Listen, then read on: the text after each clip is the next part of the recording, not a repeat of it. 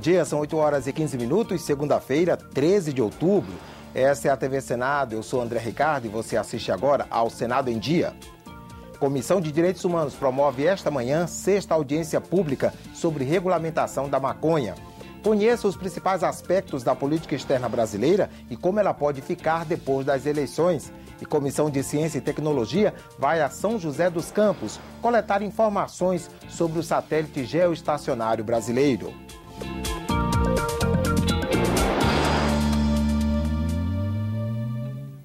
A maconha deve ser regulamentada? A Comissão de Direitos Humanos faz daqui a pouco, às 9 horas, a 6ª audiência pública para debater o assunto.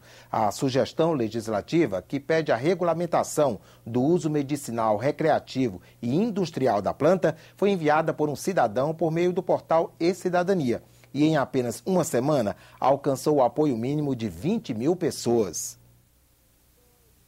O que o Brasil pensa sobre a regulamentação da maconha? A medida aumentaria ou reduziria o consumo? Aumentaria ou diminuiria a violência? Para saber a resposta a essas perguntas, o senador Cristóvão Buarque planejou 8 audiências públicas. Nas 5 que já ocorreram, ele ouviu representantes da área da saúde, do judiciário e das Nações Unidas. Ouviu também o público, que tem participado intensamente das discussões. Grupos contra e a favor da regulamentação não têm se mostrado muito dispostos ao diálogo.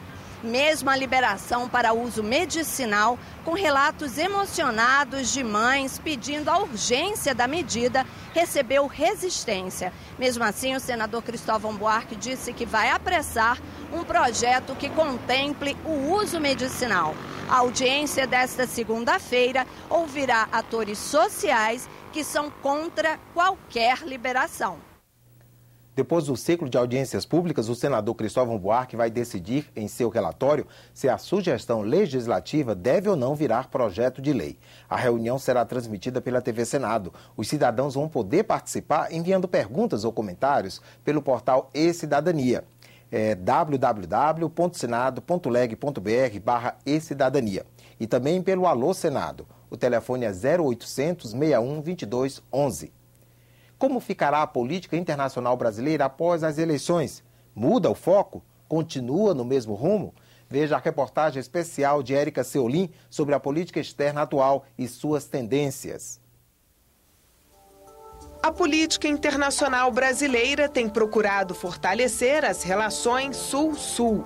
A expressão é usada pelo Executivo não só para falar da parceria com as nações vizinhas, mas também para definir a aproximação do Brasil com os países que estão fora da ação de grandes blocos econômicos. Aprofundou suas relações com a África, com os países árabes e com o mundo asiático.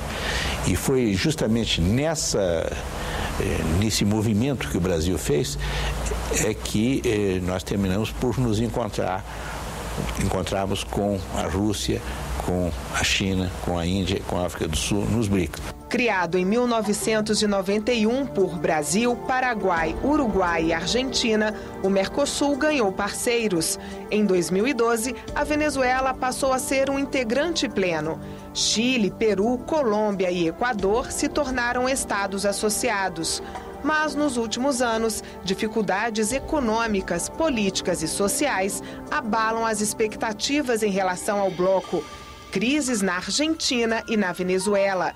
Os adiamentos do acordo Mercosul-União Europeia e o baixo crescimento do Brasil neste ano, estimado pelo mercado em 0,29%.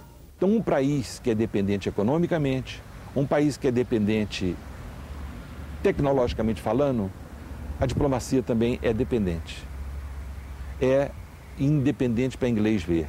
O Mercosul, como área de livre comércio, deve ser mantido e dinamizado.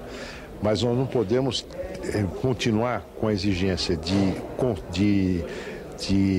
concordância de todos os países membros para que um país membro do Mercosul possa firmar um acordo bilateral. Fortalecer o Mercosul, a Unasul, manter as relações que temos com os Estados Unidos e com a comunidade europeia, mas continuando também a preservar as pontes importantes que temos hoje com o continente africano. Não basta só o comércio, nós queremos uma integração cultural forte, não é? Uma interação social também. e evoluir como os países da União Europeia evoluíram. O Brasil deve fortalecer não somente o Mercosul, como deve avançar nas estratégias da Unasul e da constituição de um banco comum desses países.